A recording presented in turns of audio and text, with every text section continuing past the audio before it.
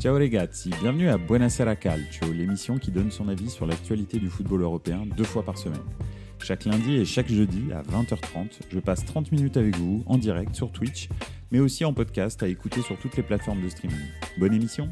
Bonsoir à tous, bienvenue dans Buonasera Calcio, encore une émission ce soir où pendant 30 minutes on va donner notre avis sur le football européen, merci d'être là. Donc ce soir on va aborder 3 sujets différents. Bon, déjà, on va parler un petit peu du match de tour préliminaire de l'OM pour voir un petit peu qu'est-ce qui s'est passé hier contre le Pana. donc voilà. Ensuite, on va parler plus généralement des clubs français en Europe. J'avais envie d'aborder le sujet parce que j'étais relativement courroucé hier soir. Donc voilà. Et enfin, on va terminer par Harry Kane au Bayern. Et on va se demander finalement pour qui est-ce que c'est le mieux. Est-ce que c'est pour le Bayern ou est-ce que c'est pour Harry Kane ce transfert éventuel. Et on va regarder un petit peu où est-ce qu'on en est d'ailleurs dans ce transfert. Donc voilà, n'hésitez pas non plus à parler des clubs qui vous intéressent sur les tours préliminaires. Peut-être que vous suivez certains clubs en particulier. Alors je pense, vu que je sais qu'il y a des gens qui suivent le Servette, peut-être au match d'hier contre du Servette. Si vous avez envie d'en parler un petit peu, de donner votre avis, n'hésitez pas. Moi, je ne l'ai pas vu. Donc je ne vais pas pouvoir donner mon avis, mais n'hésitez pas. Donc on va commencer par le tour préliminaire. Hier, je ne sais pas si vous avez regardé ce match-là. L'OM a terminé 3e du championnat de France l'année dernière, ce qui fait que ils ont un tour préliminaire et enfin un barrage pour accéder à la Ligue des Champions. Donc là, ça c'était le 3e tour préliminaire, enfin donc le dernier tour préliminaire que l'OM devait jouer. C'est à ce moment-là que les clubs français rentrent. Par exemple, le Servette a fait un tour avant d'arriver à ce 3e tour préliminaire. Ça dépend des championnats, vous le savez. Ça va changer bientôt avec la nouvelle mouture de la Ligue des Champions. A priori, la France, s'il reste 5e au coefficient UEFA, aura 3 clubs directement qualifiés pour la Ligue des Champions. Pourquoi ? Parce que vous savez que l'UEFA va faire une réforme et va rajouter beaucoup de clubs dans la Ligue des Champions directement, un petit peu comme elle l'a déjà fait avec l'Euro, pour augmenter le nombre de matchs, afin d'augmenter aussi tout simplement les revenus que chaque club vont toucher, parce que plus vous jouez de matchs, plus vous avez de droits télé, de primes de victoire ou de matchs nuls ou de défaites. Donc plus vous gagnez de l'argent, ça va dans le sens de ce que demandent les grands clubs européens, c'est-à-dire toucher plus d'argent. Alors l'UEFA, la façon qu'elle a de faire toucher plus d'argent aux grands clubs européens, c'est de les faire jouer plus. Donc on verra bien. Je fais une petite incartade parce que c'est important. De toute façon, quand la nouvelle mouture va être annoncée, on va clairement revenir dessus en détail dans Buonasera Calcio. Mais en gros, c'est déjà ça.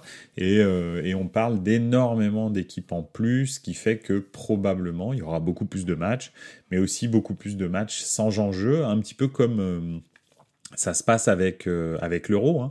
L'Euro, depuis qu'on est passé à, je sais plus, je crois qu'on est passé à 32 équipes dans l'Euro. Avant l'Euro, dès les poules, c'était la guerre. Il y avait que des favoris qui se rencontraient. Je me souviens encore de la poule de l'Euro 2000 de l'équipe de France, où il y avait France, Pays-Bas, Danemark dans la même poule. Donc c'est directement 3, pas favoris, mais quasi, qui se rencontrent dans la poule. Et il y avait que les 2 premiers qui se rencontraient, qui sortaient, et ça jouait directement en quart. Donc c'était très très très relevé. Là maintenant, à l'Euro, vous avez bien vu, tout le monde est qualifié, quoi. En gros, même les meilleurs 3e sont qualifiés. Je crois que, il y a très peu d'équipes qui sont pas qualifiées en étant 3e. Je crois qu'il y en a 2. Donc voilà. Et ça donne des matchs qui sont très très pénibles à voir en poule très rapidement, en fait. Dès que vous avez une victoire, vous êtes quasi sûr d'être qualifié. Donc après, en fait, vous faites tourner, la qualité des matchs est pas terrible. On se souvient du Portugal en 2016 qui avait fait 3 matchs nuls et qui arrive à sortir des poules et qui finalement gagne l'Euro. Donc voilà, c'est des choses qu'on ne voyait pas avant.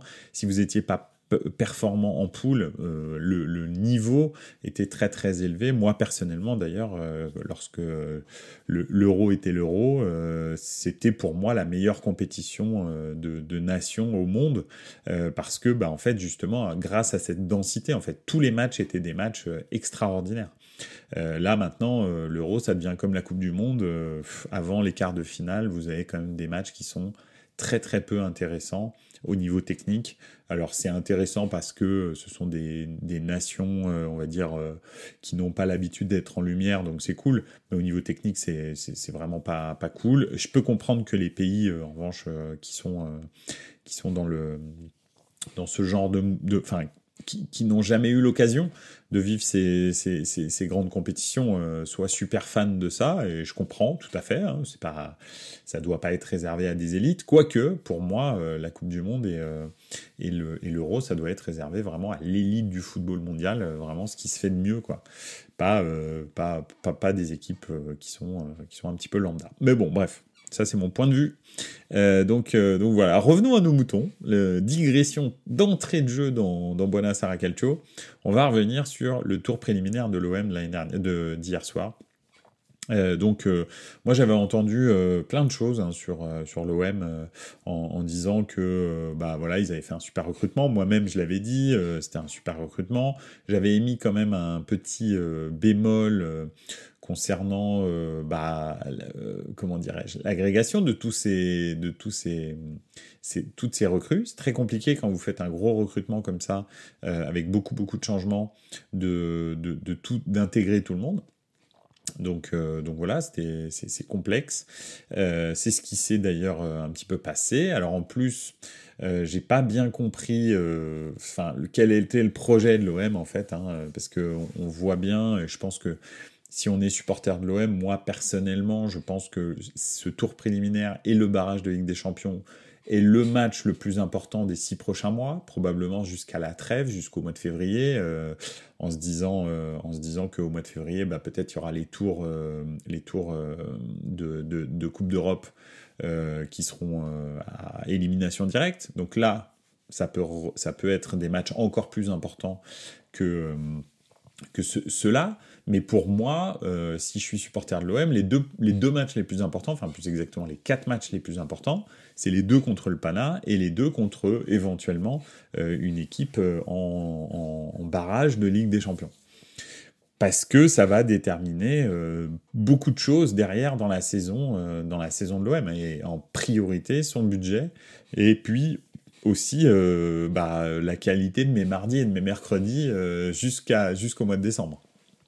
Donc, moi, en tant que supporter de l'OM, je pense que c'est les 2 matchs les plus importants. Alors, je suis pas supporter de l'OM, mais si j'étais supporter de l'OM, c'est ça que je pense. Et finalement, hier, on m'a expliqué, donc, alors, tout le monde disait que l'équipe était super forte, qu'ils étaient très favoris contre le Panathinaikos. Et puis hier, force est de constater que, a priori, physiquement, ils sont pas du tout présents. On dit, alors, ils sont pas au même niveau de préparation physique, mais enfin, les préparateurs physiques de l'OM et de Marcelino ne savent pas préparer une équipe pour être au top le 8 août. Il faut qu'ils changent de métier, parce que il faut qu'ils soient au top le 8 août. Alors peut-être qu'ils vont avoir un petit trou un peu plus tard dans la saison, mais les 2 matchs les plus importants, c'est ceux-là, c'est les 2 tours les plus importants finalement de la Ligue des Champions, c'est ces 2-là, parce que derrière, il va y avoir énormément de revenus qui sont liés à ces 2 tours-là. Donc pour moi, il n'y a pas de suspense. En fait, il faut que physiquement, les joueurs de l'OM soient au top pour le 8 août. En tous les cas, pas du tout dans l'état dans lequel ils étaient hier, c'est-à-dire complètement apathiques. Donc c'était même, ça faisait peine à voir, hein, honnêtement, c'était très compliqué. Le Panathinaikos qu'on a présenté comme une équipe plutôt défensive, en fait c'est tout l'inverse qu'ils ont montré hier. Ils ont été très très offensifs, très protagonistes du jeu, ils ont dominé de la tête et des épaules l'OM. Et ils ont eu énormément d'occasions. Heureusement pour l'OM qu'ils n'ont pas des attaquants, parce que c'est toujours dans ces petits clubs, c'est toujours ça qui manque, hein, finalement. C'est les très grands défenseurs et les très grands attaquants. Ça jouait très bien, mais il leur manquait vraiment un attaquant ultra décisif. Parce que si ça avait été le cas, l'OM aurait pu repartir avec beaucoup plus que juste le 1-0. Donc franchement, effectivement, c'est souvent dans la dernière passe que ça pêchait, mais il se procurait de superbes situations, on va dire. Alors des occasions aussi, mais essentiellement des situations, dont une qui a fait mouche, 1-0. Et puis en plus, effectivement, c'est très compliqué, de, comment dire, de ne pas voir que le Panathinaikos a été très très au-dessus de l'OM. Alors un petit commentaire. Ciao Buonasera Calcio, ma première arrivée dans le live de ton émission, j'aurais aimé parler de KZDI. Pourquoi personne ne l'arrache après son énorme mondial U20 avec la Squadra? C'est vrai, c'est une très bonne question.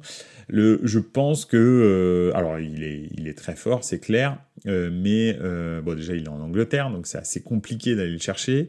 Et puis en plus, il faut que pour que ce soit rentable, on va dire, pour les clubs italiens, tu sais qu'il faut, avec le decreto Criscito, il faut qu'il ait joué 5 ans ailleurs qu'en Italie, pour que, en gros, un joueur italien soit compétitif en termes de salaire sur le marché italien. Parce que il se trouve, et c'est aussi pour ça qu'il y a très peu de clubs italiens qui recrutent italiens, quand on parle de très bons joueurs, hein, parce que en fait, les joueurs italiens qui jouent en Italie ou qui ont joué en Italie ces 5 dernières années sont beaucoup plus chers que les joueurs étrangers à cause de ce décret. Donc c'est probablement ça. Et puis KZDI, le problème aussi, c'est que là, bon, on a switché, hein, tant pis, c'est pas grave. Pipovic, avec plaisir qu'on en parle. Mais KZDI, en plus, il est bon, il est très bon. Mais je pense pas qu'un top club italien type Milan, Inter et Naples, voire même Roma, etc., puisse parier autant d'argent sur un joueur qui n'a pour l'instant pas de référence, on va dire en senior. Alors oui, il a fait un superbe mondial U20, mais en senior, il a absolument aucune référence pour l'instant. Donc c'est assez compliqué et ça vaut très cher, KZDI, malheureusement. Donc c'est aussi pour ça que personne ne veut le tenter. Et moi, j'espère qu'il percera là où il est. Et puis que effectivement, peut-être un jour, il reviendra dans un grand club italien. Ça, ce serait top. Mais là, pour l'instant, je pense qu'il est parti trop tôt et que maintenant, aller le chercher, ça coûte beaucoup d'argent alors qu'il n'a pas fait grand-chose. Donc en club, hein, je parlais, en senior. Hein. Donc on voit bien qu'il est au-dessus en U20, mais en U20, il y a beaucoup de joueurs qui étaient au-dessus et puis qui n'ont rien donné en senior. Hein. Ça peut arriver. Donc on verra. On verra bien où est-ce qu'il va terminer. Mais en tous les cas, merci d'être là. Ça me fait plaisir que tu sois là pour la première fois en live, avec grand plaisir. N'hésite pas à intervenir, poser des questions, etc. Revenons donc au tour préliminaire de l'OM. Ouais, donc voilà, grosse domination du Pana. Il n'y a pas photo, il y a 1-0. Et puis en plus, quand l'OM a pris ce carton rouge, hein, vraiment maladroit, on va dire, de Kondogbia. Alors c'est vrai que le premier carton jaune était un peu sévère, surtout que ça faisait 30 secondes que ça jouait, voilà. Mais c'est vrai en revanche que le deuxième, il fallait pas qu'il le fasse, et il mérite largement carton jaune. Voilà, ça fait rouge. Et c'est vrai qu'ils sont pas passés loin à ce moment-là du prendre le 2-0, et le 2-0 c'est très compliqué, hein, parce que 2-0, ça veut dire qu'il faut gagner 3-0 à la maison. Et là, 3-0, ça commence à se compliquer. D'ailleurs, on a vu Marcelino, en fait, il a fait des changements où il a rajouté un défenseur central. Il y a Mbemba qui est rentré à la place de Wany. Et Rongier, qui est rentré à la place de je ne me souviens plus qui. Mais quoi qu'il en soit, il a fait des changements défensifs parce que je pense qu'il a eu très très peur du 2-0 parce que déjà qu'à 11, il se faisait balader. Comme des... Franchement, c'était impressionnant à voir. Hein. T'avais l'impression que c'était une énorme équipe en face, le Pana. Donc voilà, ils les ont baladés de gauche à droite. Enfin, c'était la fête. Donc ils sont pas passés loin de prendre le 2-0 et finalement le 1-0 c'est plutôt bien payé. D'ailleurs, c'est ce qu'avait l'air de dire Marcelino en conférence de presse. Ça veut dire quoi? Je pense que l'OM a vraiment fait preuve d'excès de confiance, d'espèce de complexe de supériorité. On va en parler juste après, hein, c'est pour ça que je veux aborder les clubs français en Coupe d'Europe. Mais je comprends pas comment est-ce que les clubs français, et en particulier l'OM, qui a un vrai passé européen, arrivent comme ça, en tour préliminaire de Ligue des Champions, et se disent ouais, on est en pleine préparation, on est complètement hors de forme, mais c'est pas grave, ça va passer contre le Panathinaikos. Mais enfin, vous les respectez vraiment pas. Alors que, on va en parler juste après, mais les clubs français à l'heure actuelle, très honnêtement, excepté le Paris Saint-Germain, hein, parce qu'ils sont un peu hors. Enfin, pour moi, ils sont hors sol. Ils ne sont pas. C'est pas un club français, le Paris Saint-Germain. C'est un club qui joue en France, mais c'est pas une question du fait qu'ils sont propriété des Qataris. Hein. C'est juste que il n'est pas représentatif. Le Paris Saint-Germain n'est pas représentatif du niveau du championnat de France. Donc, excepté le Paris Saint-Germain, tous les clubs français vont balader par n'importe quelle équipe de n'importe quel pays en Europe. Hein. Vous croisez un club de République tchèque, d'Ukraine, je sais pas, de Bulgarie, de Hongrie, etc. Vous êtes absolument pas sûr de passer avec un club français, n'importe lequel. Hein. Donc et chaque année, ils nous le montrent. Hein. Je veux dire, l'année dernière, c'était criant la catastrophe que ça a été après les poules. Les poules, on s'en est plus ou moins pas mal sortis. Après les poules, tout s'est arrêté. C'est fini. Bon, alors l'OM n'est même pas sorti des poules, mais en tous les cas, dans les petites coupes d'Europe, les clubs français sont sortis des poules et c'était une catastrophe ensuite. Donc voilà. Bon, bref. L'OM, en tous les cas, a une grosse tâche quand même à faire la semaine prochaine. C'est gagner 2-0. Ne pas encaisser de but. Alors, c'est pas grave, hein, il n'y a plus les buts à l'extérieur, mais ça complique hein, parce qu'il faut en marquer 3. Hier, l'OM a été inexistant offensivement. Mais quand je dis inexistant, c'est inexistant. C'est vraiment aucune occasion, rien que dalle. Allez, je le fais pour spécial dédicace à Arnaud. C'était famélique, vraiment. Donc voilà. Donc vraiment, moi, en tous les cas, il y a des gens. Hier, j'écoutais une émission de radio et les gens se sentent. Il y a des gens qui ont osé dire, des observateurs du foot, des journalistes, qui ont osé dire qu'ils étaient optimistes pour le match retour parce que ils considèrent que dans une semaine ils seront plus en forme, que le Pana, bon, c'est pas terrible.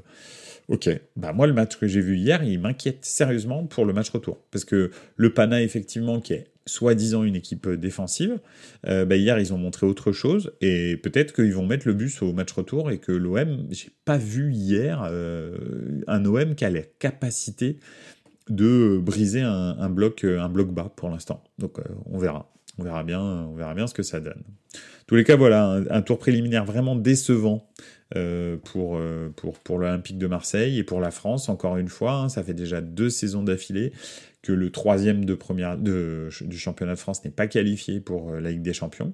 Il est reversé soit en Europa League en l'occurrence. Donc c'est assez voilà. Moi je trouve ça pitoyable et inquiétant, mais bon, voilà. D'ailleurs ça va nous permettre d'enchaîner sur les clubs français en Europe. Je voulais vraiment parler de ça parce que c'est vraiment quelque chose que je comprends pas. Comment est-ce que un pays qui a 2 Coupes d'Europe en 68 ans d'existence de la Coupe d'Europe, sachant quand même il y en a eu 2 ou 3 en permanence, hein, donc vous multipliez 68 par 2 ou 3, enfin on va dire 2,5, donc ça nous fait quand même à disposition, on va dire 170 Coupes d'Europe jouées. Et la France, qui est un pays de 70 millions d'habitants, qui a été double championne du monde, double championne d'Europe avec sa nation, n'a gagné que 2 Coupes d'Europe. Beaucoup moins que la Belgique, la Hollande, le Portugal, des pays qui ont un nombre d'habitants qui est des fois 10 fois inférieur au nombre d'habitants de l'équipe de la France. C'est incompréhensible. Et c'est incompréhensible. Pourquoi ? Parce que ça ne peut pas se justifier au niveau technique. C'est impossible. Vu la qualité des joueurs français en général dans le football de haut niveau, c'est impossible que ce soit justifiable par un problème de niveau. C'est pas vrai. On a énormément de licenciés en équipe en France. On a une sélection et une formation de talent qui est vraiment très très bonne. En revanche, il y a un truc, c'est que on se pense, et ce depuis, moi depuis que je suis le foot, alors ça fait pas, à l'échelle de la Coupe d'Europe, 68 ans, j'ai pas cet âge-là bien entendu, mais ça fait facile 35 ans que je suis le football de européen, et ça fait 35 ans que je vois à peu près la même chose, excepté dans les années 90, où les équipes françaises étaient performantes, allaient souvent très loin en Coupe d'Europe, ont gagné les 2 seules Coupes d'Europe de leur histoire, c'était dans les années 90. Donc c'était vraiment l'âge d'or, on va dire, du football de club français.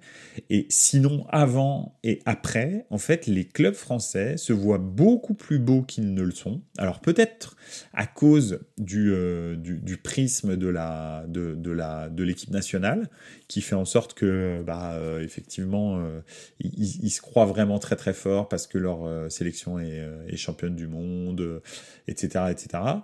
Mais le gros souci, c'est qu'en fait, les clubs français arrivent sans avoir faim pendant les Coupes d'Europe. Pourquoi ? Parce qu'ils sont quasi persuadés que soit ils sont supérieurs au club portugais, au club hollandais, au club belge, au club tchèque, au club slovène, au club slovaque, etc. Ils se disent, mais ceux-là, c'est bon, de toute façon, on va les dominer.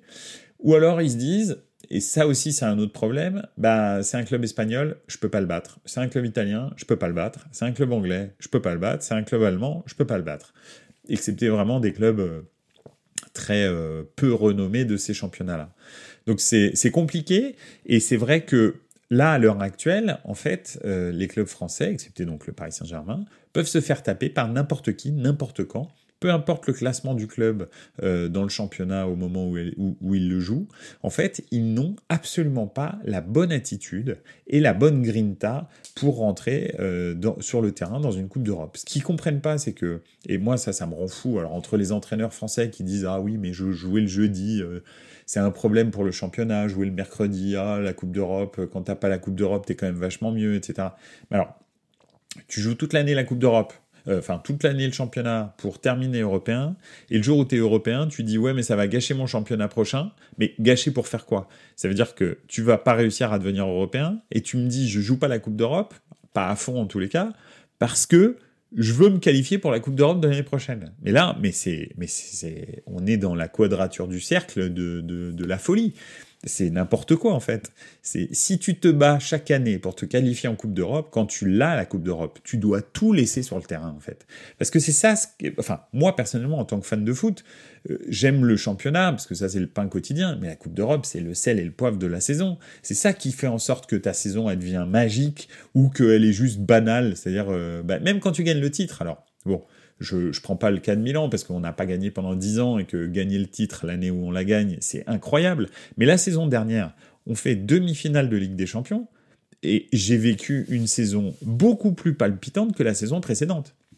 En fait, le quart de finale aller-retour contre Naples, pour moi, c'est le sommet de ma saison. C'est fantastique ce que j'ai vécu pendant ces 2 matchs-là. Je vais même vous dire le triptyque qu'on a eu avec Naples, c'est le 4-0 chez eux, puis ensuite les 2 matchs de Ligue des Champions où on les brise.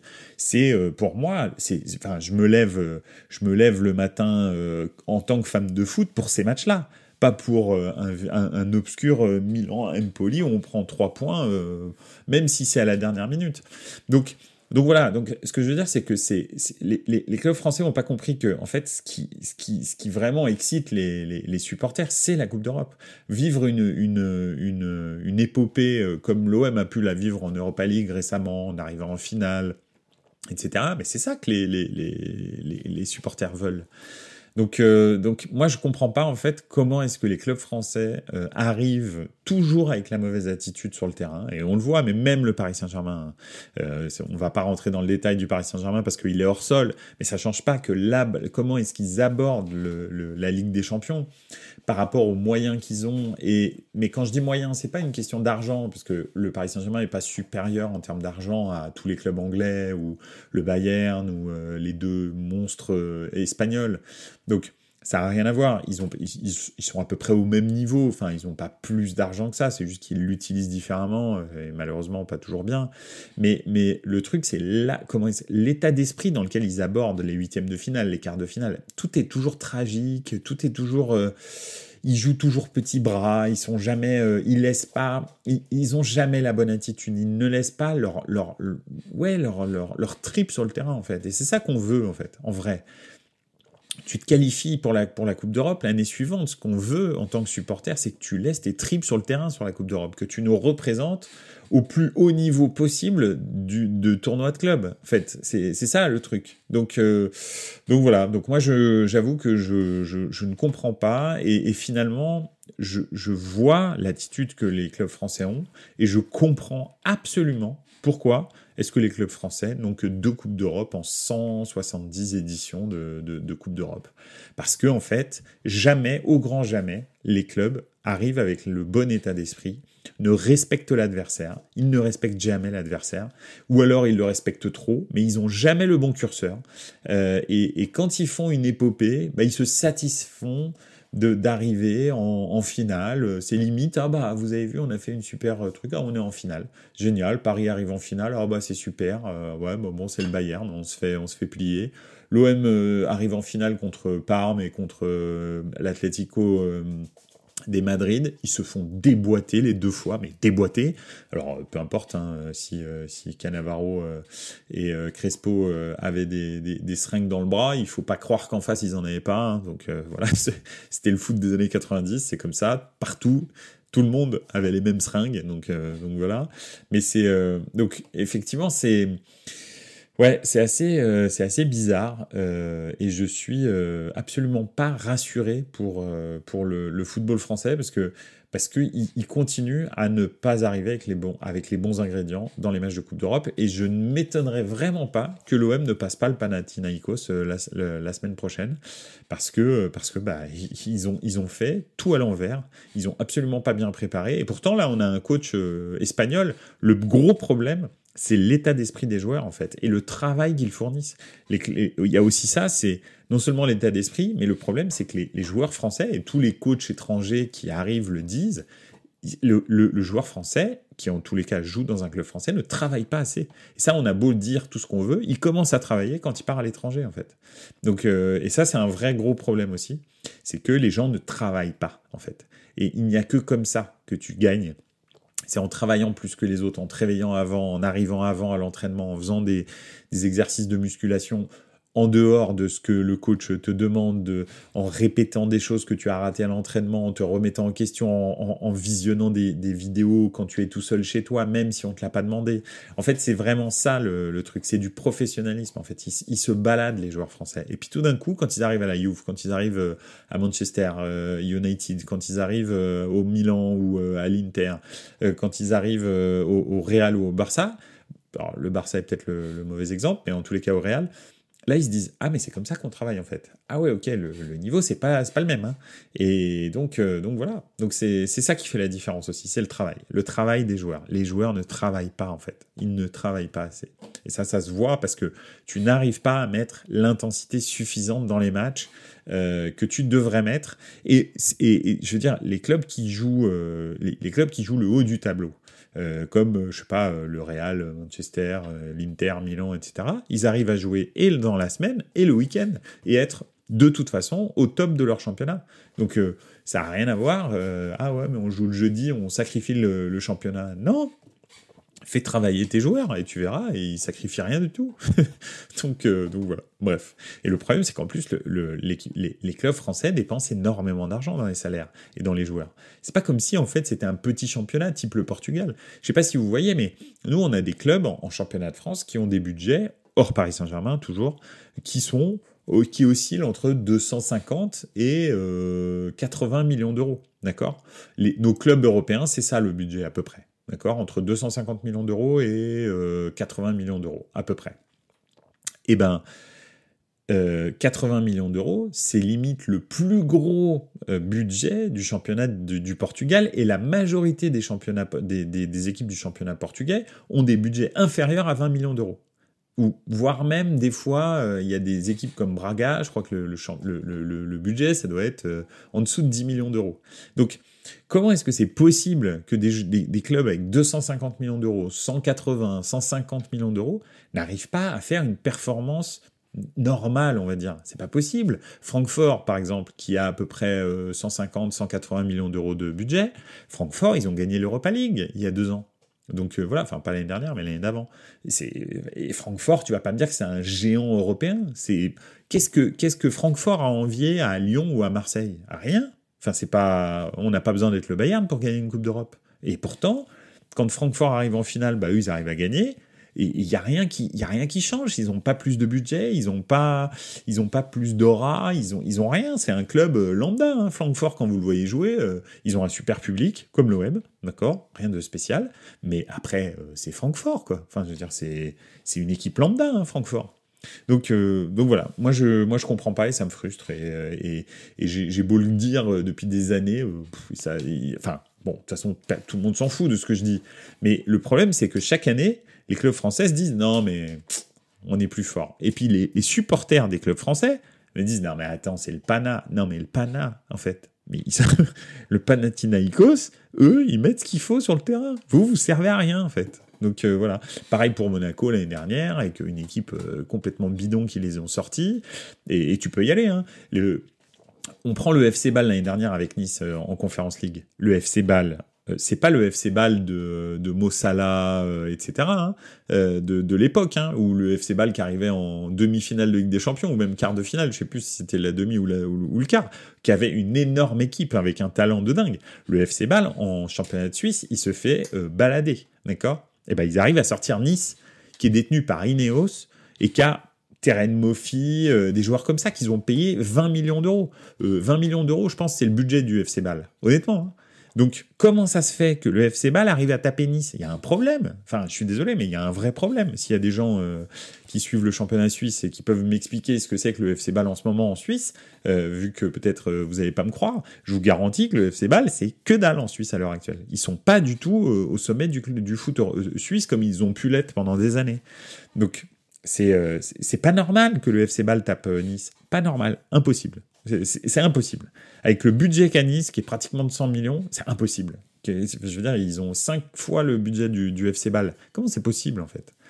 Donc voilà, c'est triste et c'est toujours comme ça. Chaque année, c'est la même histoire. Hein. Depuis 1996, il n'y a pas un club qui a soulevé une Coupe d'Europe. On est en 2023. Je ne sais pas si vous vous rendez compte, c'est incroyable, en fait. Moi, ça me semble complètement fou. Mais bon. Quand on a des équipes comme Lyon, Marseille et Paris dans notre championnat, hein, moi c'est ça, surtout ça le truc.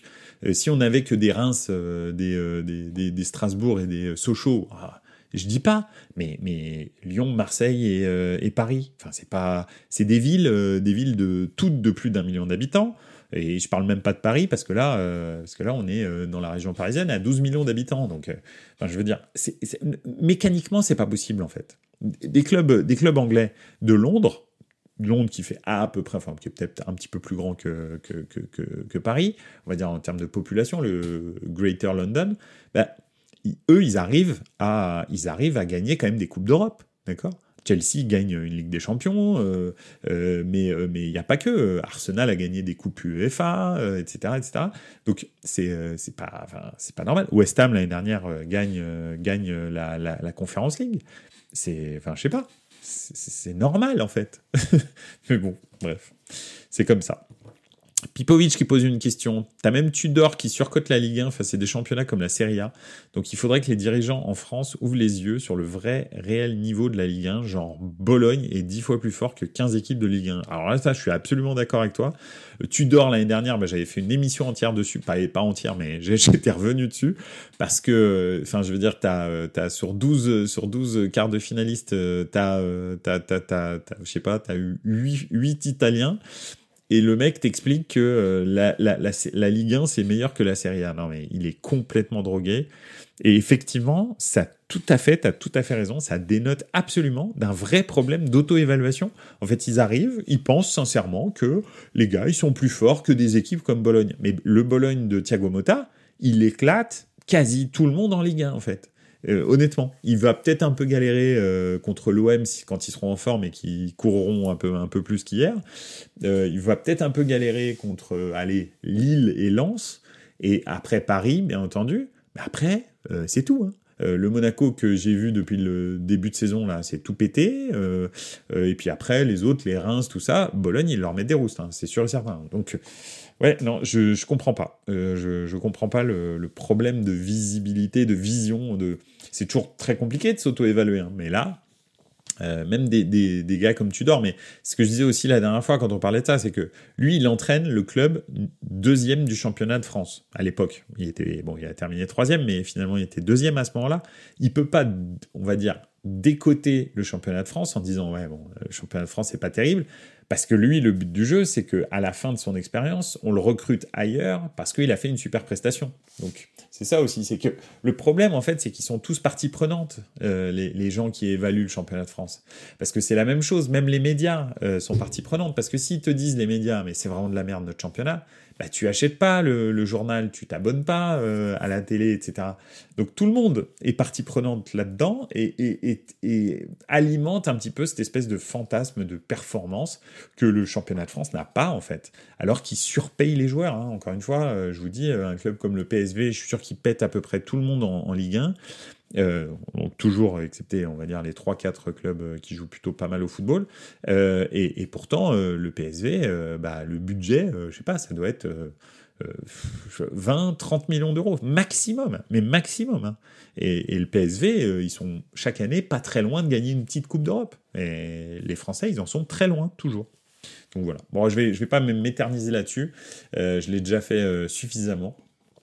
On va passer au troisième sujet, le dernier sujet de la semaine. Bon, de toute façon, la saison reprend bientôt, hein, donc en théorie, je vais recommencer les doubles émissions. Alors la semaine prochaine, juste d'ailleurs pour ça, la semaine prochaine, il y aura une émission que le jeudi pour une question professionnelle, je serai en déplacement donc je pourrais pas faire celle du lundi, même si le championnat de France redémarre, enfin il y a pas mal de championnats qui redémarrent ce week-end, mais je pourrais pas faire de double émission. Je pense que je recommencerai les émissions du lundi à partir du 20, je pense, ou du 21, il me semble. Donc 21 août, à mon avis.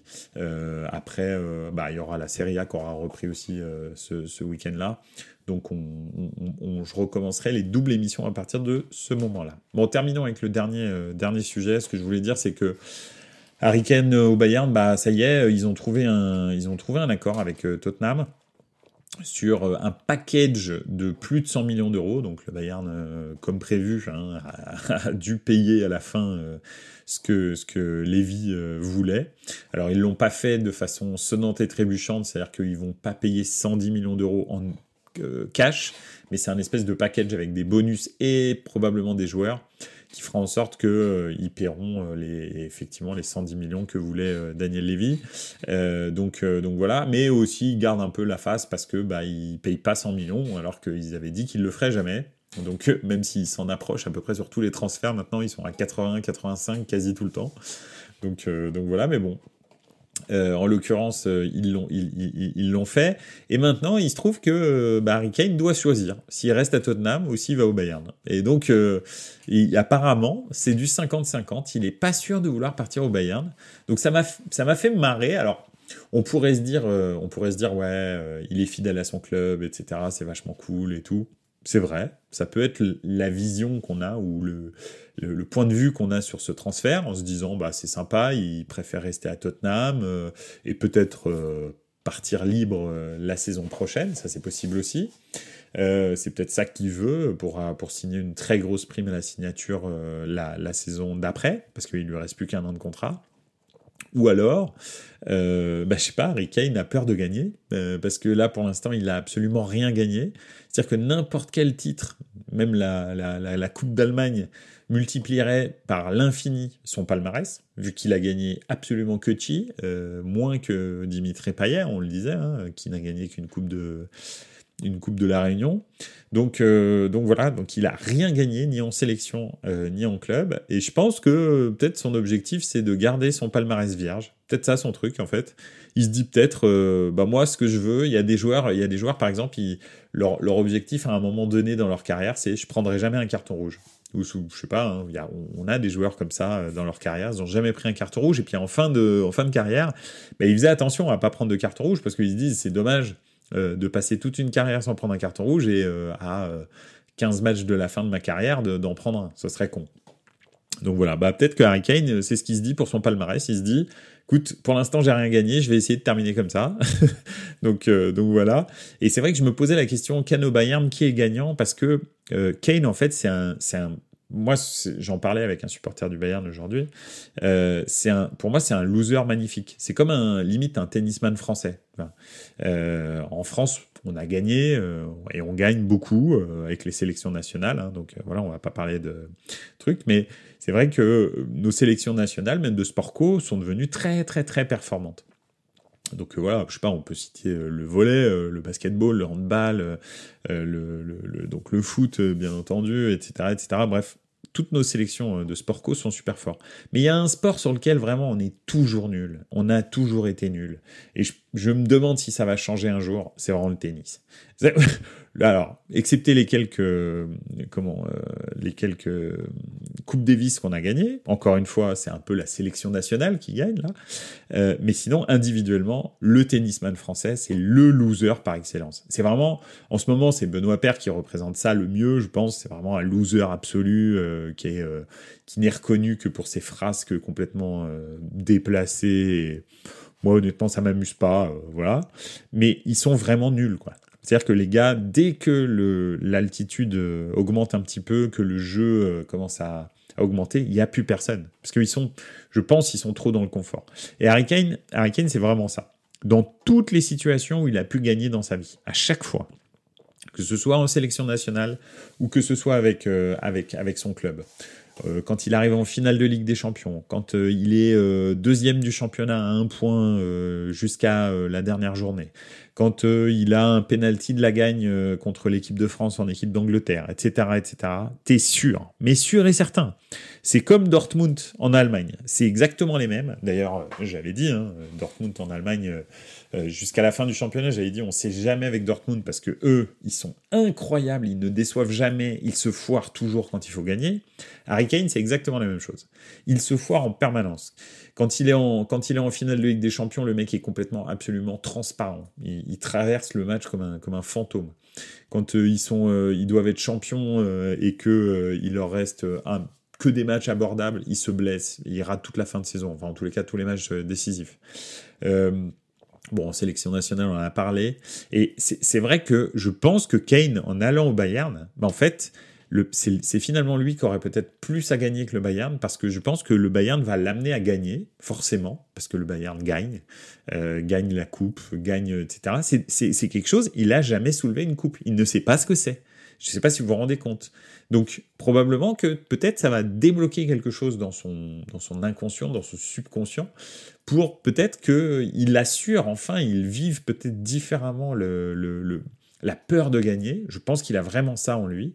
Et probablement que le Bayern, dans un deuxième temps, tirera peut-être les fruits de Harry Kane qui sera débloqué vis-à-vis de la victoire.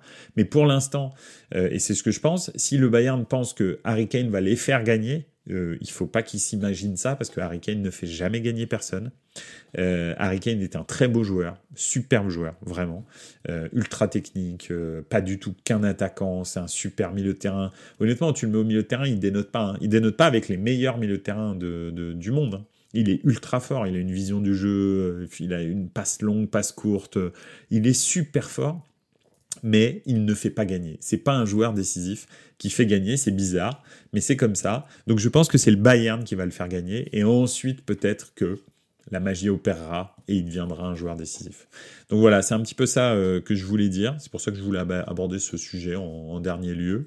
Je ne sais pas s'il va choisir le Bayern ou s'il va préférer garder son palmarès intact jusqu'à la fin de sa carrière à Tottenham, parce que c'est sûr qu'il gagnera que dalle. Donc voilà, c'est en tous les cas intéressant de voir que un joueur comme Harry Kane, le Bayern fait des pieds et des mains pour réussir à le recruter. Maintenant qu'ils ont un accord, apparemment, il freine et il dit « Bah non, je vais rester à Tottenham ». Là, c'est... voilà, le joueur de foot et les stratégies sportives des joueurs, hein, on le voit en ce moment avec Mbappé, ou je sais pas, tous les joueurs qui partent en Arabie Saoudite, par exemple, c'est vraiment bizarre, on va dire. Donc voilà. Bref, on verra. Et pour l'instant, on a l'impression que les joueurs de foot ne prennent plus du tout des décisions uniquement dictées par le sportif et le bien de leur carrière, mais par des choses complètement, on va dire, extérieures à ça, peut-être leur entourage, peut-être l'argent, peut-être, je sais pas, mais c'est pas comme s'il avait pas gagné d'argent au Bayern, hein. Au Bayern, il lui propose un salaire qui est quasi le double de ce qu'il gagne à Tottenham, hein. Le Bayern, ils ont des très gros moyens, hein. Faut pas rêver, ils donnent des salaires de l'espace, le Bayern. Donc je sais pas, je comprends pas.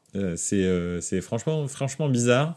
Et s'il décide de rester à Tottenham, là, moi, Harry Kane, pour moi, il est finito, c'est terminé. Je discute plus avec lui parce que là, il a l'occasion de gagner enfin et de connaître, savoir ce que c'est, et de jouer la gagne en Ligue des Champions, etc. Dans un très gros club, être le centre du projet et tout. Et finalement, il va pas y aller, quoi. Donc c'est vraiment bizarre. Pipovic qui nous dit il peut rester à Tottenham et venir en même temps que Mbappé au Real gratuit. C'est le meilleur profil au monde pour succéder à Benzema au Real. Alors, oui, on va dire à l'instant T, je suis d'accord avec toi. Le problème, c'est que... comment dire, c'est peut-être ça le plan, hein, mais bon, l'année prochaine, Kane, il a 30 ans. Est-ce que ce sera pas trop tard pour lui d'être le numéro 9 titulaire d'un très grand club européen? Peut-être ça le plan, hein, c'est peut-être le plan, c'est peut-être l'année prochaine, le Real casse tout et prend Bayern, Kane et Mbappé, et les deux gratos, mais avec des salaires de l'espace, et c'est possible, hein. Donc c'est peut-être pour ça qu'il refuse. Je sais pas, mais bon, quand t'as je suis sûr d'avoir le Bayern et t'auras peut-être le Real, tu sais, franchement, c'est pas comme si c'était Sochaux et le Real, quoi. C'est le Bayern en face. C'est quand même, t'as quand même une très grande chance de gagner la Ligue des Champions. Probablement, tu seras dans les 4 derniers clubs qualifiés en demi-finale, ce qui ne lui arrivera probablement pas du tout avec Tottenham. Et d'ici un an, tu sais que le foot, ça va très très vite. D'ici un an, va savoir quel énergumène va émerger de je sais pas où, et le Real va se dire ah bah Harry Kane, en fait il est vieux, on prend l'autre. Donc c'est ça le problème, c'est que il faut prendre ce qui se présente quand ça se présente dans le foot. Parce que imagine il se blesse l'année prochaine. C'est terminé en fait, il n'y a plus de trucs. Là, il est sûr de vivre une saison où il va jouer la gagne en Ligue des Champions. Et il va jouer la gagne en championnat d'Allemagne, et il va jouer la gagne en Coupe d'Allemagne, et il va jouer, etc. Il jouera la gagne sur tous les matchs qu'il va jouer. Ce qui n'est absolument pas le cas avec Tottenham. Donc voilà. Donc je sais pas. Moi, je prendrai le Real. Moi, c'est bien beau, je te promets de te prendre dans un an, mais voilà. Bref. Voilà. Mais je suis d'accord à l'instant T, si tu me dis, on lui propose soit le Real avec Mbappé, soit le Bayern, mais bien sûr, je lui dis, là, va tout de suite au Real. Tout de suite. Avec Mbappé, tu seras numéro 9 titulaire, t'as une super équipe derrière, excepté des latéraux qui sont moisis au Real. À part ça, tout va bien au Real. Donc voilà, mais Courtois s'est pété les ligaments croisés. Alors ça, c'est un très gros problème. Ça, parce que alors leur numéro 2 est pas mauvais. Maintenant, est-ce que vraiment il peut faire le job pendant un an? Parce que c'est ça, hein, Courtois, on le revoit pas avant un an. Bah ça, j'en suis pas sûr. Donc on va voir. Bref. C'était la petite info de fin. Ils sont en train de regarder pour recruter un goal, et j'espère qu'ils vont pas venir nous embêter avec Mike Maignan. Voilà. Parce que j'ai vu que là, le Bayern voulait recruter Maignan pour remplacer Neuer. Bref, on verra. Mais écoutez, je vous souhaite, on va terminer là-dessus, si ça vous va. La semaine prochaine, il y aura eu des matchs de championnat, donc là ce sera top, on va pouvoir discuter un petit peu. Première Ligue reprend, championnat de France reprend, et championnat d'Allemagne reprend. Donc vraiment cool. Le championnat d'Espagne aussi, il me semble, et le championnat d'Italie reprend le 19. Donc ce sera la semaine suivante. On pourra aborder des sujets plus concrets que les transferts éventuels, etc. Donc ça va être top. N'oubliez pas, vous pouvez toujours me contacter sur les réseaux sociaux de Buonasera Calcio, sur Instagram, sur Twitter. Bien sûr, revoir la vidéo sur Twitch, mais aussi revoir la vidéo sur YouTube. En ce moment, YouTube, c'est vraiment le canal qui est le plus fréquenté pour Buonasera Calcio. Donc n'hésitez pas à mettre le petit pouce qui va bien. Les 5 étoiles aussi sur Apple Podcast, et puis sur toutes les autres plateformes de streaming audio. Donc voilà. Et puis voilà. La semaine prochaine, on se retrouve. Et puis merci beaucoup. Profitez du beau temps et n'oubliez pas. Ciao les gars. Ciao.